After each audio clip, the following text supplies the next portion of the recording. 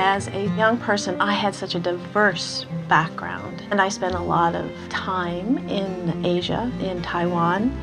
My first experience in the arts was Chinese brush painting, and that was a wonderful experience for me.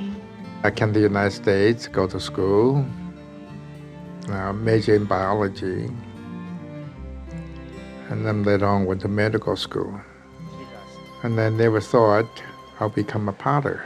What kind of glaze is this? This green tea dust.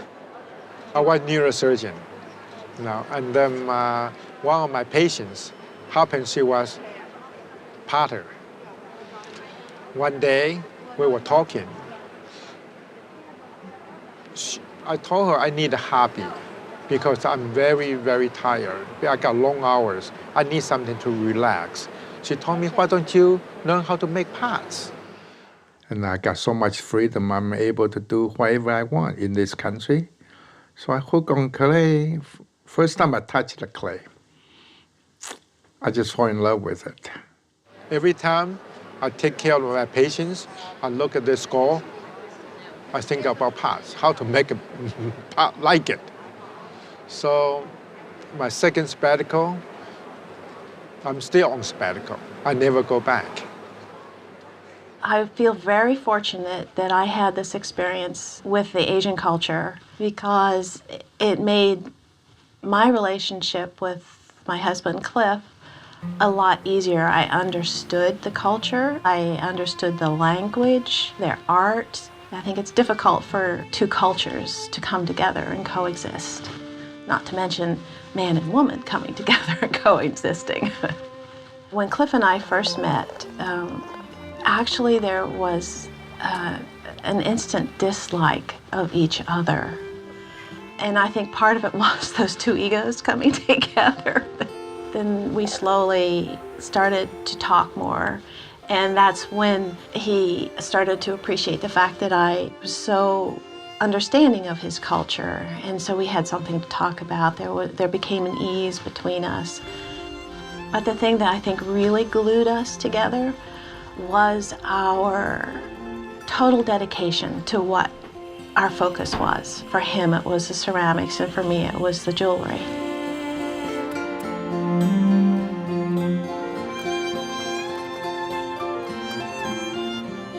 For many years, I lose touch with my parents because I was afraid I changed what they want me to be. And the day after my older son, Douglas, was born, I said, it's time for me to tell my parents. They are grandparents now. So I called them, and then my father said, being artist is very, very difficult life. And you must really, really poor.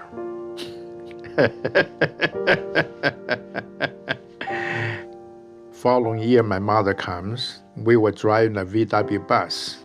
We needed holding our clay, holding different things, My mother said, I don't feel this car is safe for you guys get in there. Next day, took Holly shopping.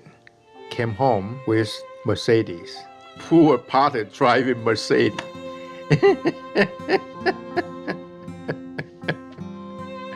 That's my life. We were young, struggling artists, no money. And then Douglas came, and boy, did that change my life a whole lot. Now I had a business, I'm a jeweler, and now a mom. You have a crying baby, customers come into the store, and so what we would do to entertain him, we would actually give him a big pot. And he would take that pot and he would push it to one end of the gallery and push it back to the other end of the gallery. He'd just go back and forth, back and forth. And, of course it would get broken at some point in time. But that's how we entertained him when customers came to the store.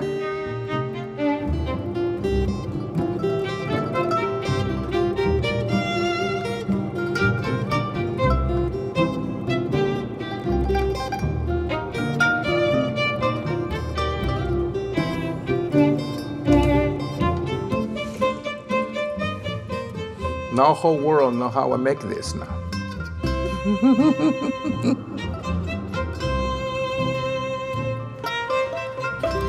Alrighty. Well, cheers. Cheers. Cheers, cheers. I think the freedom in this country and the ability to tailor what you want to do as a profession into your passion really gave my father the ability to forgo his previous profession and really become engulfed in the art profession. And he really inspired that into us. He basically just said, do whatever you guys want to do. You don't have to follow us in our footsteps. You can become an astronaut if you want. You can become an engineer if you want. You know, just work hard and do whatever you're passionate about. I actually did commercial photography in Philadelphia for 3 years. And then I decided to earn a more stable paycheck. I went into computer programming, and that's what I'm currently involved in. Before I put a piece of clay on my potter's wheel, I already knew what shape, what style pot I want to make. And also, I knew what kind of pattern I want to carve on. In the beginning, I did not do that. Happy-go-lucky. Now, after practice for so many years, I know exactly what I'm doing. Peach vase. I had one of this in the White House permanent collection. Now reside in Arkansas, Clinton Library. I threw this vase on the potter's wheel. After that, I carve, and then I add the branches on, and then I add the leaf on, and the leaf, sometimes I use my knife to carve out, cut it, and then flip over. Now you want to come out. My brother and myself both like to do work with our parents. I enjoyed more of the physical aspect of metal, the forming of metal, the bending of metal. Doug enjoyed the free-form aspect of pottery, so we kind of had the perfect setup for Doug and I to play with. He went there and played with clay. I went up to my mom's and played with metal. I didn't really ever think about being an artist because my parents, when you see what they went through, wasn't really for me. Wasn't the type of style that I wanted. I would probably say that. But it was something that was obviously interesting to me, and I can see their artistic nature come out in the work that I do today. It's just a completely different world. I'm an engineer, so I like to work with my hands. I like to build stuff and see my creativity come to life. But I don't know if I could be an artist for my life. It's a bit too different and eccentric for my taste. I got this inspiration from the opening at the Renwick that my husband just recently had. He was wearing this beautiful boutonniere, and to me it just screamed like it needed to be a piece of jewelry.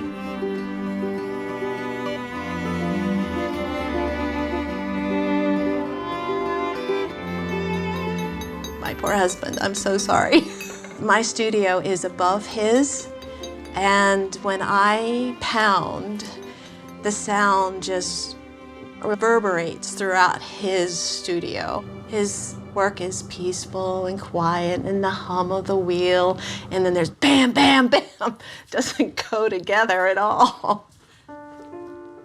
We take pieces of my husband's work that has not been successful. It has cracked in the kiln or the glaze has crawled. We'll take a hammer to it and break it up. And sometimes these shards break in really lovely ways. And then I'm able to take and actually make a piece of jewelry out of them. I love the process of taking something that is useless, but yet still beautiful, and being able to turn it into something that people can enjoy. If you believe in destiny, if you believe that there is a path in life, and if you follow it and not resist it, it leads you someplace. And this is where it led me. Craft artists are just like family. We know each other. They see our children grow up. We're all in the same boat. Financially, personally. Now my kids are grown. When they were young, they go to show with us. everybody. They know their names, they know how old they are, what they like. When they're getting older, they ask them, can you save my booze for a few minutes? I can take a break. My kids say, of course. Just like a family.